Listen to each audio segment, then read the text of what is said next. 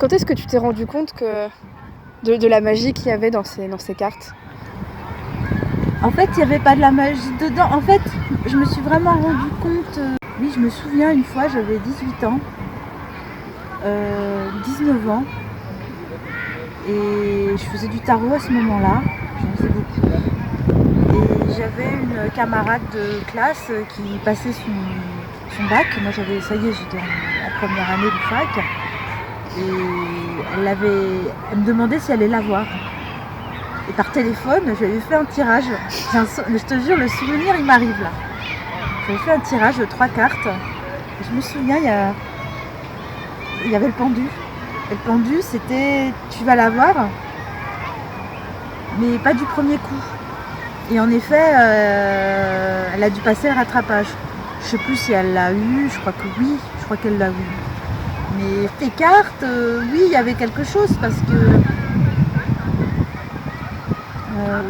oui, c'est-à-dire qu'on tire une carte et puis l'événement arrive, donc où ça se passe comme on dit.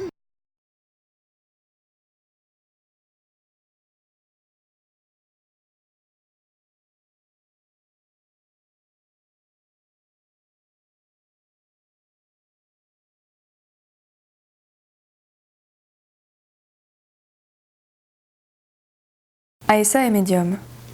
C'est un don qu'elle a depuis toute petite.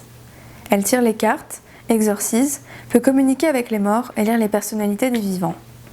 Elle est également artiste, elle fabrique ses propres tambours et fait des performances publiques à mi-chemin entre l'art et la spiritualité, l'expression et la thérapie.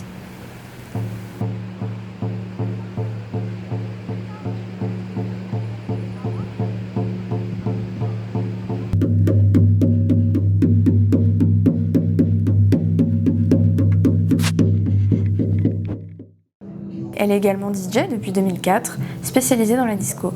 Aujourd'hui, elle a un cabinet de consultation au grain de contrôle, bar éphémère sur une friche SNCF où elle propose des séances de tarot dans une atmosphère de DJ set. Si ce projet de vidéo était au départ supposé être une vidéo marketing pour promouvoir son activité de voyance, les conversations ont pris une tournure de plus en plus personnelle, des secrets de famille ont même ressurgi. Bref, le sujet a été passionnant. Voici donc ma sœur, Aïcha. Alors moi c'est Aïssa, je suis médium. Mon vrai prénom c'est Aïcha. Voilà, j'ai décidé de me lancer totalement et complètement dans la médiumnité qui est mon métier. Alors, être médium, c'est comme les tailles. Vous avez small, vous avez large, et il y a médium au milieu. Un médium, c'est quelqu'un qui est intermédiaire entre un monde et un autre. En l'occurrence, le visible et l'invisible. Les gens qui sont là, les gens qui ne sont pas là. Le présent et le futur. Et parfois, entre le passé, où il y a un truc coincé, qu'il faut aller réparer, et le présent. Donc on est toujours entre deux mondes. On est des passeurs. On passe les choses d'un endroit à un autre. J'ai commencé avec le tarot, parce que c'est avec ce support-là que ma médiumnité s'est développée, s'est affinée, mais c'est aussi et surtout avec d'autres techniques, d'autres instruments. Donc je travaille également, je fais des passages lumière, donc à partir de plusieurs outils. Ne t'appuie pas, c'est vraiment fragile. Okay. Donc avec plusieurs outils, je peux aider la personne à se libérer de poids émotionnel, d'une partie d'elle-même qui est restée figée à un endroit, etc. de sa vie. Okay. C'est ça un passage lumière. Et j'ai aussi les membres de la famille, parfois, qui viennent me voir, qui sont défunts. Donc je suis aussi passeuse lumière pour les défunts des familles. Voilà.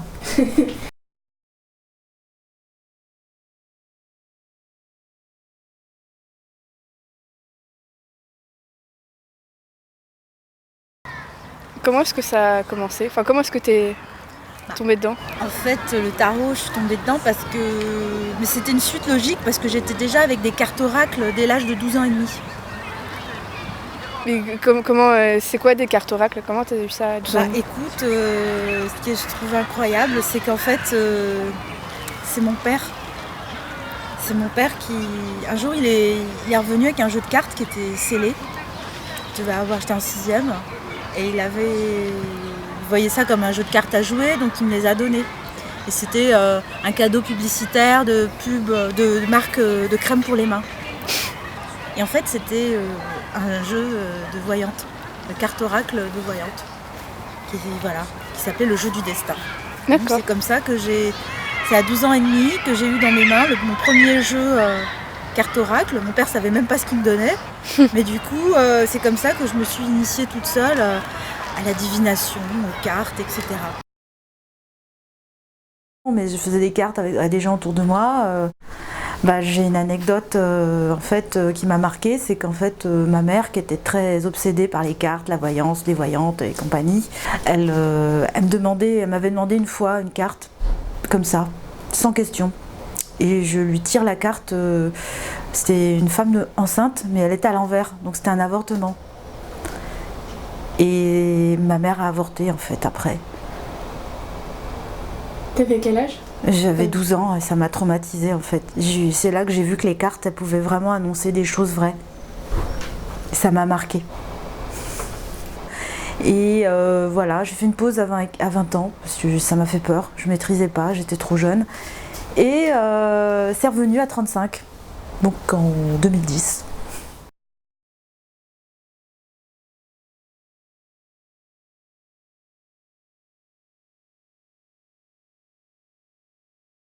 Donc je pense que... Est-ce que c'est tout le monde ?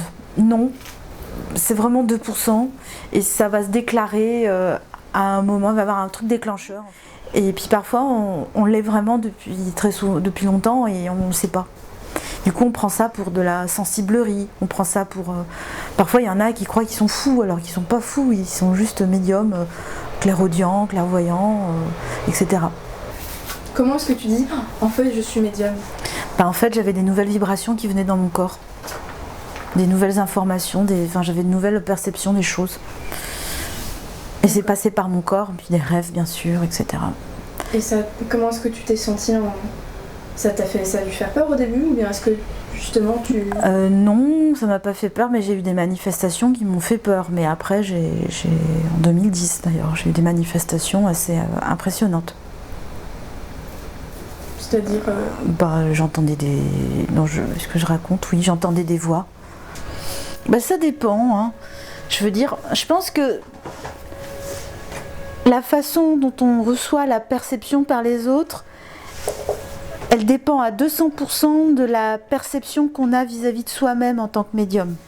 C'est-à-dire que si on ne s'accepte pas avec cette différence, avec ce sixième sens, cette antenne en plus, ces antennes en plus, forcément on va attirer des situations, comme par hasard on va être confronté à des situations où ce n'est pas accepté, où c'est mal vu, où c'est rejeté, etc. Alors qu'au contraire, si on assume pleinement, depuis que j'assume pleinement, que d'ailleurs j'en fais maintenant un métier officiel, les médiums ont toujours existé. La Pythie de Delphes dans l'Antiquité, les mages, les sorcières, les astrologues, ceux qui regardaient les étoiles. Je veux dire, quel que soit le moyen, l'humain, ça fait partie de l'humain d'aller interroger quelque chose d'invisible pour avoir une information par rapport à sa vie. Ça fait partie de l'humain. Donc dès l'instant où on a accepté ça, oui, là en 2018, il y a des hommes, des femmes qui ont besoin de la médiumnité, qui ont besoin de services de médiumnité, et ça a sa place aussi dans le paysage économique.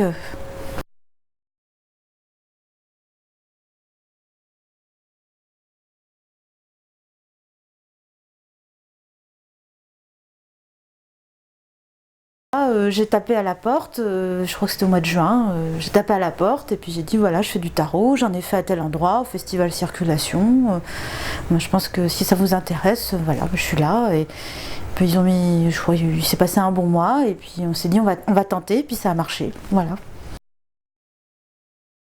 Comme on parle de médiumnité un peu partout, moi-même, je m'insurge parce que je vois des choses... des trucs du genre médium, magie rouge, retour de lettres, comme les papiers de marabout là qu'on vous distribue à la chapelle, à Barbès, à la chapelle et compagnie. Je veux dire, on ne fait pas revenir quelqu'un. Bravo l'image des médiums. Et puis les numéros du loto, puis le pendule pour capter les numéros du loto, du tiercé, du tac au tac ou je ne sais quel millionnaire. Ça aussi, enfin, je veux dire, c'est des fausses promesses. C'est des fausses promesses de dire aux gens vous allez gagner de l'argent ou quoi que ce soit. Par contre, oui, là, en médiumnité, on peut faire des consultations. On peut faire des consultations en effet sur le monde, sur le travail, sur les opportunités possibles, etc. Mais c'est encore une fois des possibilités. La personne, elle est libre. On lui promet pas des 1000 et des 100, les 6 numéros du loto et puis les trois chevaux qui vont arriver en premier dans l'ordre, quoi. Mais pour de vrai, tu pourrais le voir, ça. Alors, les chevaux, les numéros du loto et tous ces trucs de casino et je sais pas quoi, moi je joue pas à ça. Par contre, voir où est-ce que la personne, elle doit mettre son énergie pour gagner des sous, oui, ça je peux le voir. Quel est le métier où elle va se réaliser, oui, je peux le voir. Je peux voir énormément d'informations, mais moi mon but c'est de donner à la personne des informations qu'elle va utiliser ensuite, elle va s'en servir pour son chemin.